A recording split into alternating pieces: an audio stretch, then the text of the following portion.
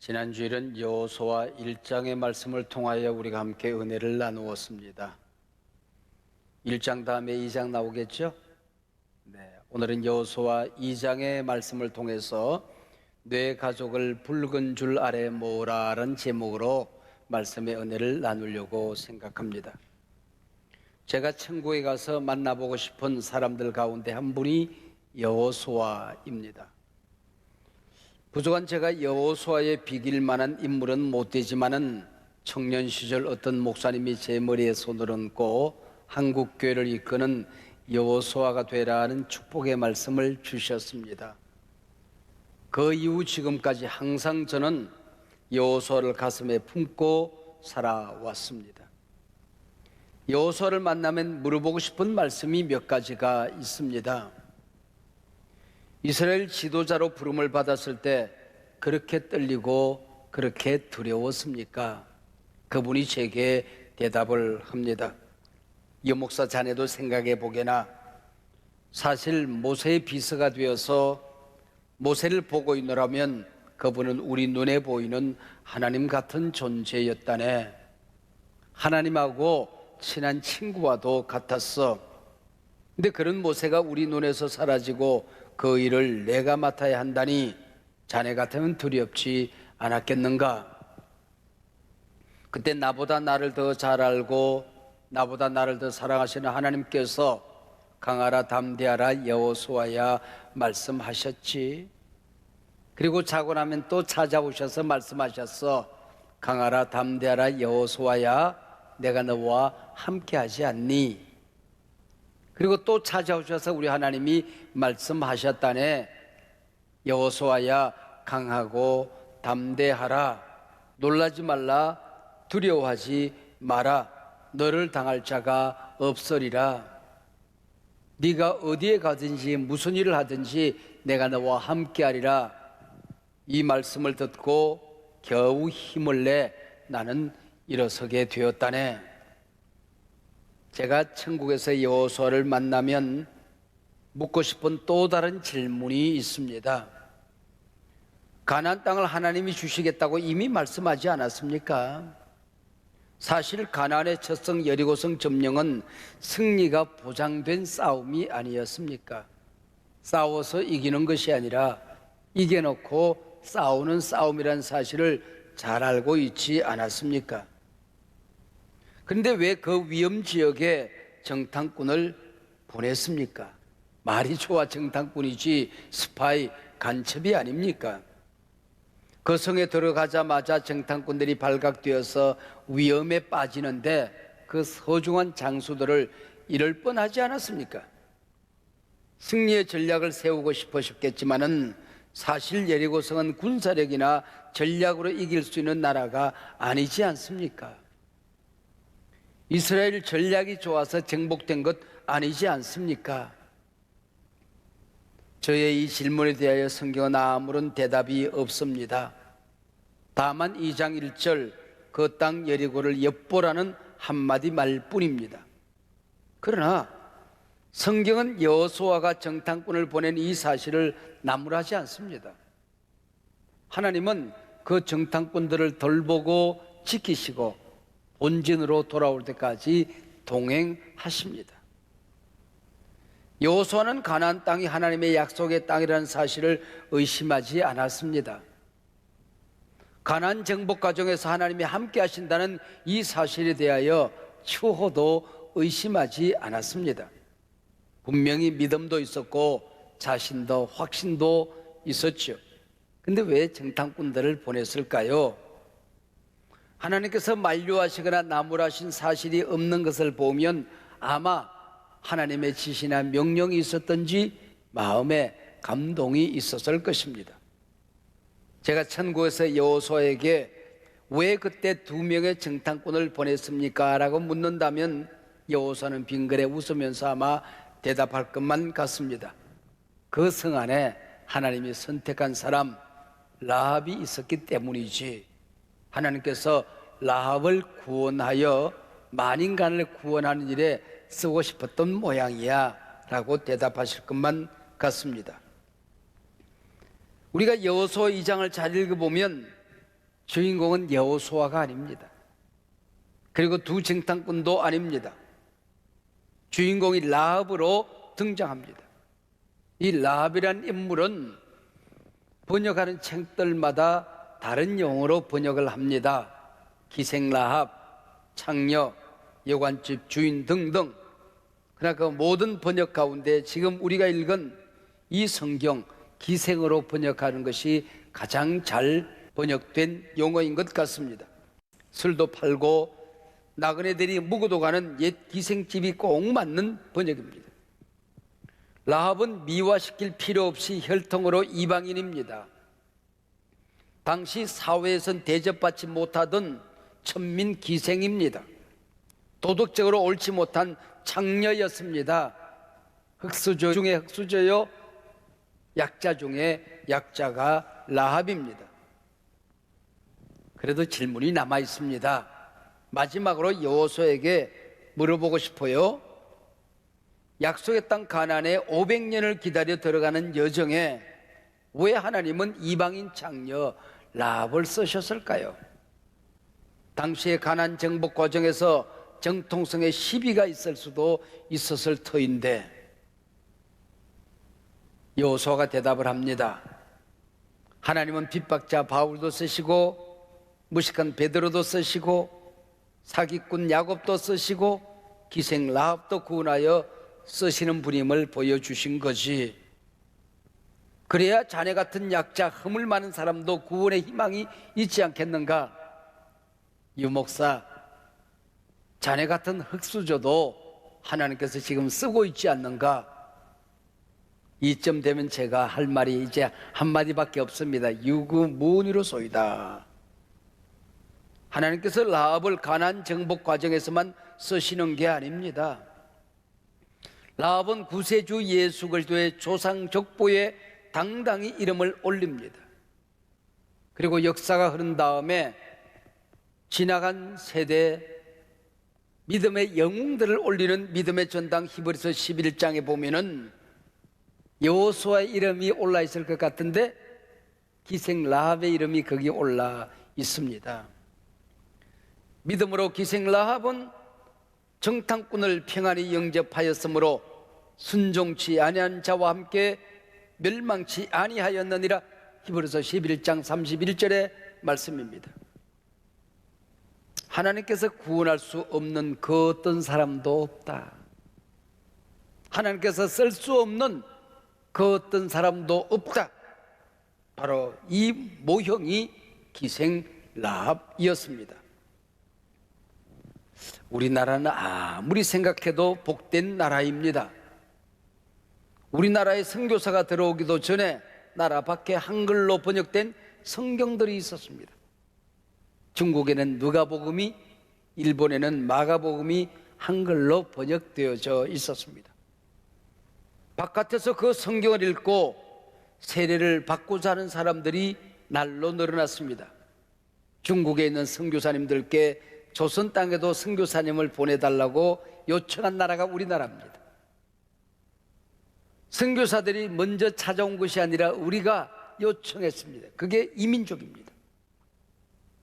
우리 민족의 축복의 바로메타가 있다고 한다면 성경 하나님의 말씀입니다.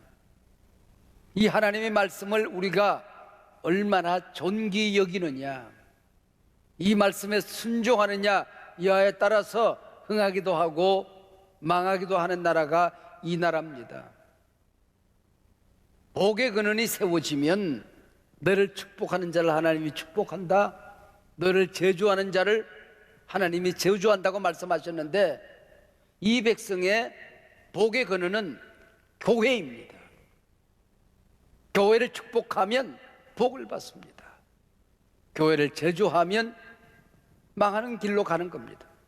그래서 우리 교회가 욕먹지 않는 제 길을 잘 가야 되고 하나님의 말씀에 더하여 굳건히 잘 서 있어야 되는 이유가 여기 있는 겁니다.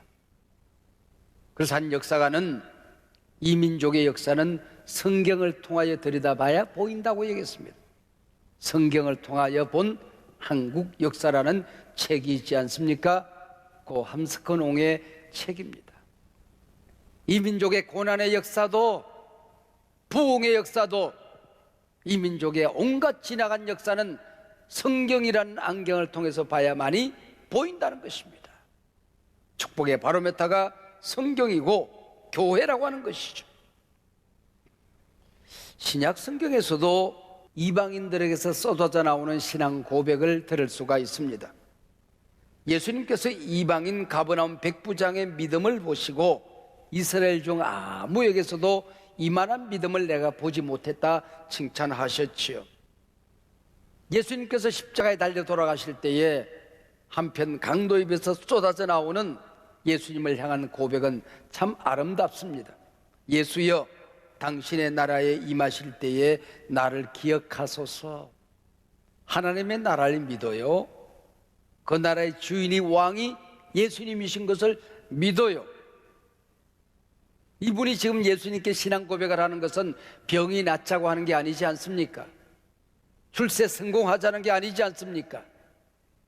마지막 죽음의 자리에서 이 예수를 알아보는 겁니다. 참 아름다운 신앙 고백 아닙니까? 이런 맥락에서 구약 성경의 희귀한 신앙 고백을 한 사람이 바로 본문의 주인공 기생 라합입니다. 라합은 정탐꾼들의 전도를 받아 하나님을 믿은 게 아닙니다. 하나님께서 광야에서 이스라엘 백성들을 어떻게 인도하셨는지 소문을 듣고 살아계신 하나님을 믿는 겁니다. 믿음은 들음에서 나며 라합은 소문을 듣고 하나님을 믿고 신앙을 고백합니다. 자기 집을 찾아온 하나님의 백성들 두 정탐꾼을 하나님 영접하듯이 영접합니다. 영접하는 자, 곧 그 이름을 믿는 자들에게는 하나님의 자녀가 되는 권세를 주는 것이죠. 너희를 영접하는 자는 곧 나를 영접하는 것이니라. 선지자의 이름으로 선지자를 영접하면 선지자의 복을 받는 겁니다. 의인의 이름으로 의인을 영접하면 의인의 반열에 들어가 의인의 복을 받는 것이요. 하나님의 백성을, 하나님의 자녀들을 하나님의 백성 이름으로 영접하면 이방인이 하나님의 백성이 되고 하나님의 자녀가 되는 원리였던 것이죠. 라합이 두 정탐꾼을 영접한 것은 여호수아를 영접한 것이요, 나아가 하나님을 영접한 것이었습니다. 어쩌다 영접하게 되고 어쩌다 정탐꾼을 숨겨주는 것이 아닙니다. 기생 라합의 신앙 고백은 놀랍기 그지 없습니다. 라합은 하나님을 일컬어서 여호와는 위로는 하늘에서도 아래로는 땅에서도 하나님이시라. 옛날 번역은 더 재미있어요. 상천하지의 유일하신 하나님이라고 고백하는 것입니다. 하늘과 땅을 지으신 유일신이라는 거죠. 자신은 진노받을 죄인임을 고백하고 죽음에서 건져달라 기도합니다. 그분은 홍해를 마르게 하신 살아계신 하나님이라고 고백하는 것입니다. 이렇게 신앙 고백하고 목숨 걸고 두 정탐꾼을 숨겨준 자기 가족을 살려주겠다는 증표를 요구합니다. 우리가 예수 믿고 하나님의 자녀가 된 다음에 성령의 인치심을 요구하는 오늘의 신앙과 뭐가 다를 바가 있습니까? 가나안 왕을 거역하고 하나님의 백성을 영접한 것은 자신의 왕을 바꾼 회심의 사건이라고 하는 겁니다. 라합은 지금까지 자신을 다스리던 가나안 왕을 배신합니다. 그리고 하나님을 왕으로 영접합니다.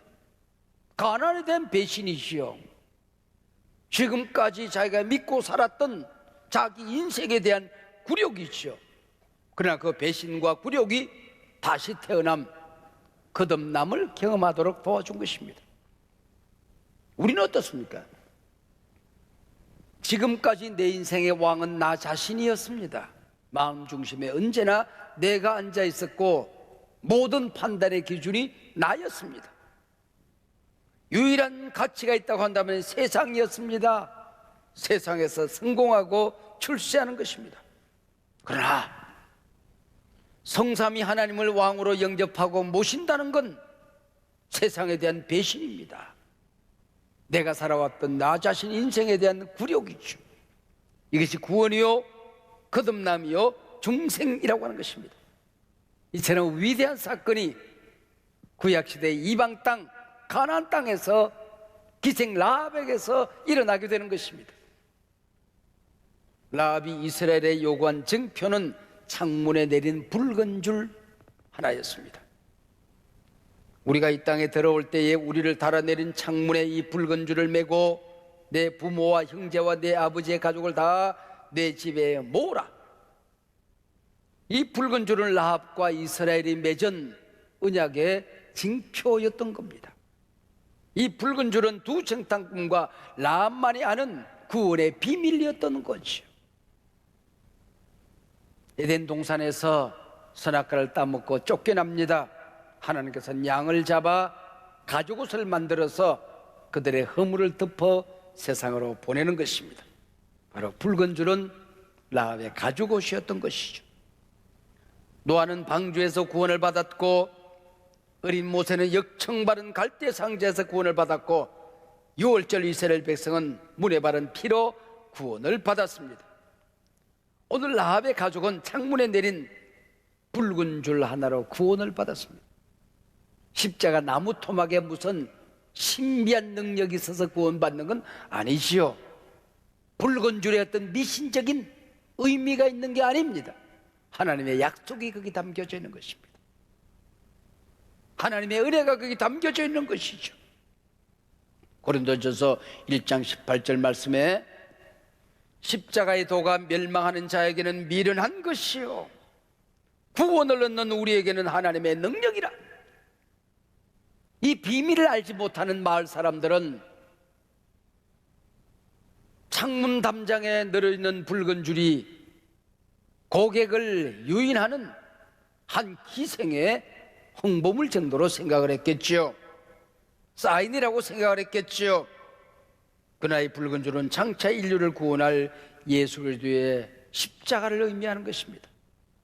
그분이 골고다 언덕에서 머리에 가시관을 쓰고 손과 발에 못 박히고 옆구리에 창이 찔려 물과 피가 쏟아지는 골고다 언덕 갈보리를 흘러내리는 붉은 피를 의미했던 것이지요.